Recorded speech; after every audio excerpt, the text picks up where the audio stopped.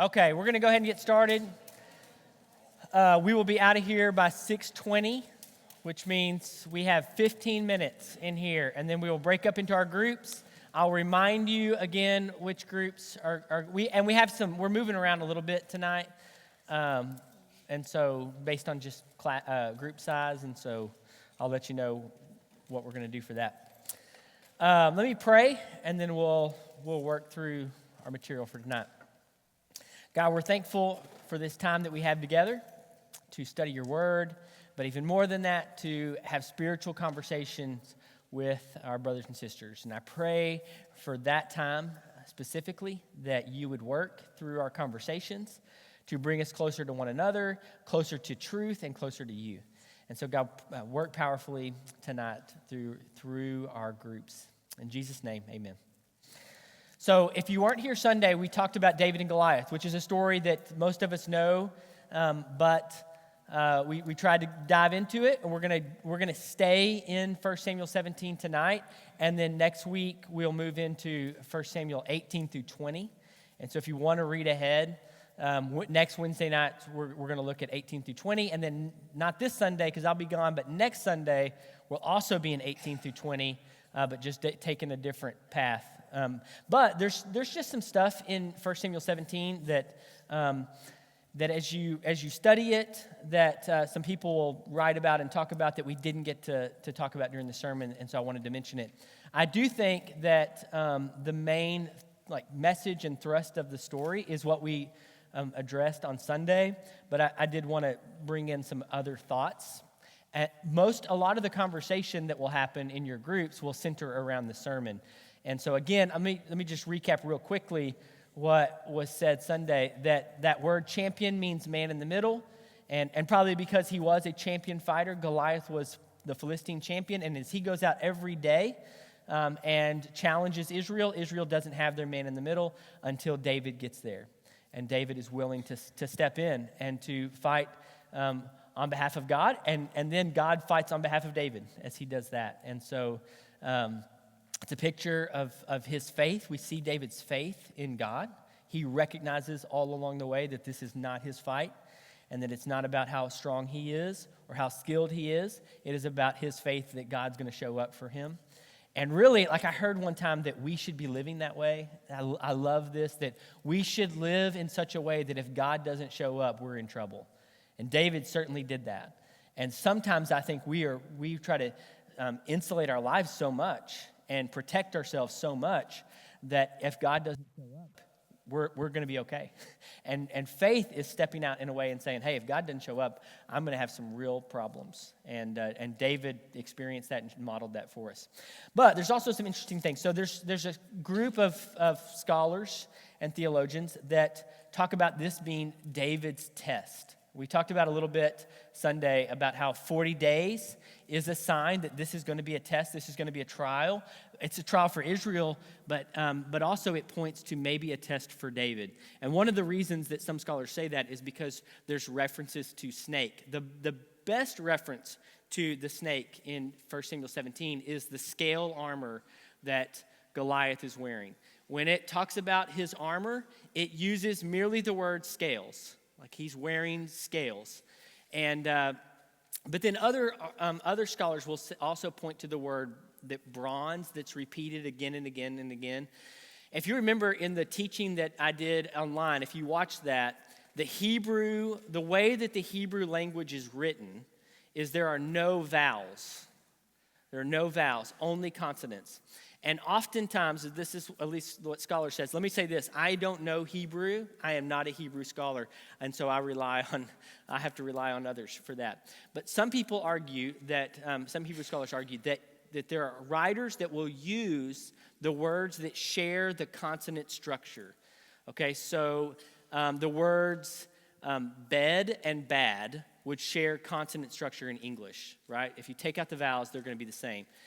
In Hebrew, they say that sometimes they'll use the same consonant structures to try to draw attention to another word. And bronze and snake share the same consonant structure. And in 1 Samuel 17, there's a repetition of the word bronze. And so some people say that that's trying to draw attention to maybe that Goliath represents a snake. Again, 40 days is a sign of temptation. And so the culmination of that is that some people believe the snake, or Goliath, is to David what the snake was to Adam and Eve in the garden. And it's interesting if that's true, if that's what was intended, because Saul had a similar test. When he fought Nahash, Nahash means snake. That is the word for snake. And so he fought, one of his first battles was against Nahash, the snake. And so he too maybe had a testing period. Those same people will say this, that David crushed the head of the snake, which points back to the prophecy in Genesis 3, but also ahead to Jesus, who is the ultimate snake crusher, who crushes the head of Satan. And so that's such an interesting tangent in this story. I want to point to 1 Samuel 17, verse 47. I want to read this to you.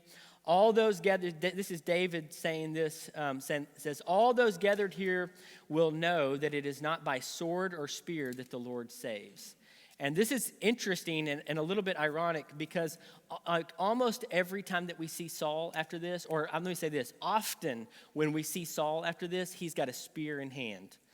And we're gonna learn this next Wednesday. He's going to be very threatened by David. He's going to get very paranoid. He's going to spiral.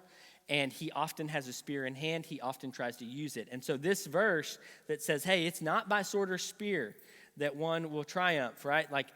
Saul's not learning that. And so he has his spear all along the way. And let me read 17, verse 49. This is as they battle. It says, reaching into his bag and taking out a stone, he slung it and struck the Philistine on the forehead. The stone sank into his forehead and he fell face down on the ground. And I mentioned in the sermon, hey, we're going to talk more about that he fell face down on the ground. What do you think the significance of that is? This is a little trivia moment. Anybody make a connection with an earlier story? Dagon. What happened to Dagon? Okay. Dagon was the Philistine god, and there's a statue in the temple of Dagon. And at one time, and again, if you watch the teaching on this, then you'll know this, one of the most significant moments in 1 Samuel is when the Philistines beat the Israelites in battle and take possession of the Ark of the Covenant. It's a huge, huge moment where the Israelites are trying to use the Ark of the Covenant, which is one of the most holy and sacred symbols of the faith, and they're trying to use it to win the battle, and the Philistines take it back to the temple of Dagon and put it in the temple of Dagon next to the statue of Dagon. And then the next morning, they walk in, and Dagon is face down, just like Goliath is here. And then they set Dagon back up. And the second day, they walk in. What's happened to Dagon now? Face down and broken. Specifically, head off, right? And so we're seeing a repetition of what happened to the statue of Dagon. We're seeing it with the Philistine champion. It's happened to the Philistine idol, and it's now happening to the Philistine champion. It's a similar story. It's a drawback to that story. And it's also just this sign that more is going on here than just a man versus man fight, right? God goes to battle for Israel in the temple of Dagon without any person. In fact, it's one of the stories, whenever I say things like, which I said Sunday, for whatever reason, God has chosen to work in the world almost always through people. That's the normative way that God works in the world. I cannot say always because of stories like that, where the ark is moved into the temple and he acts on his own, separate and apart from any person. And so it's drawing attention to this story, saying, hey, this is not really about David versus Goliath. This is about God being faithful to his people, faithful to his promises. Again, in this story, we see that the tallest man in the story has fallen to the ground. And you're going to get tired of me saying this. Draw back to Hannah's prayer. And if you if you if you're just one day like, what should I read today? Go back and just read Hannah's prayer and remind yourself of the themes of Hannah's prayer, because every time that you do, it's going to help you draw more out of this story, because the theme of Hannah's prayer is coming up again in here. This is an echo of Hannah's prayer, but it's also, in chapter 16, we hear this word from Samuel, a wise word from Samuel. Hey, don't judge based on the outside. God doesn't look at the appearance, God looks at the heart. And he's saying that from hey, you're looking for the next leader. Don't judge based on appearance. Don't judge based on the person that looks most like the leader. But what we learn in 1 Samuel 17 is, hey, that also is relevant to your enemies. It's also relevant to whatever challenge that you're facing. Don't judge it based on appearance, because by appearance, David had no shot. Right? He had no shot. He's facing the much bigger guy with better weapons and better armor.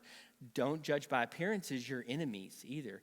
And when we say enemies, hopefully knowing Jesus and knowing the New Testament, we know that our enemy is not flesh and blood.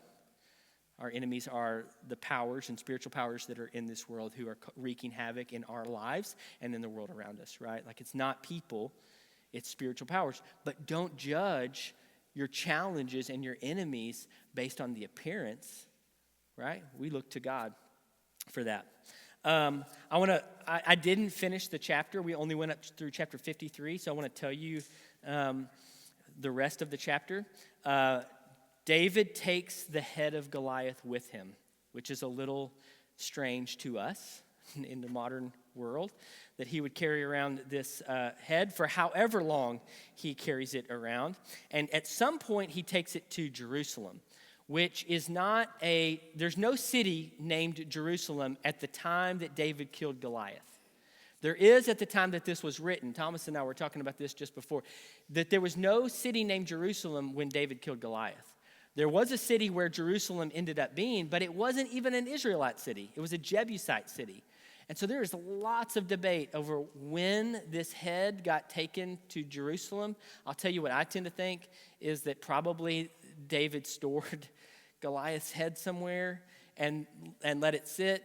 And then when he conquered this Jebusite city and decided to make Jerusalem the center of the Israelite kingdom, then he moved Goliath's head to Jerusalem. And so it's an odd thing, but remember, we live thousands of years in the future, and so we should be slow to judge some of those cultural things there. It's an odd thing, though. Goliath's sword is taken to David's tent. Again, this is debated too, because David's not there as a soldier, right? He's there just visiting, dropping off some stuff for his brothers. And so some people say that maybe what that means is that it ended up in the tent. They don't really know where it ended up right after that, but at some point it goes to the tent of the Lord, because in 1 Samuel 21, Goliath's sword is going to come back up, and it's when David visits the priest of Nob, which we're going to talk about on a Wednesday night. It's an amazing story in the sense that it's a lot of drama in it, but we're going to talk about that in a couple of weeks. But it shows back up at the tent of the Lord for the priest of Nob gives it back to David. Again, we'll talk about that later. And then there's this weird, we got 2 minutes. There's this weird interaction at the end where Saul is talking to Abner, and Abner is going to come up again and again going forward. He is Saul's right-hand man, and he says to Abner, whose son is that young man?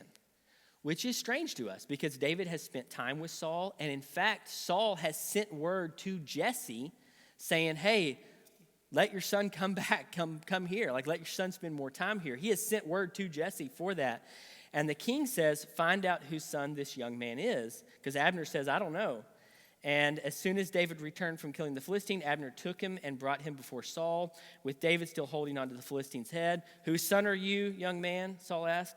And David said, I'm the son of your servant Jesse of Bethlehem. So again, it's just a little strange that conversation has taken place after David and Saul have already had some interactions. And so I'm just going to, in case that came up in your questions while you were reading, I'll just tell you some ideas behind that.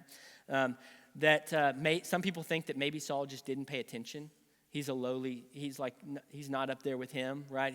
I don't believe that. I don't think that that's what happened here, because he was one of his armor bearers.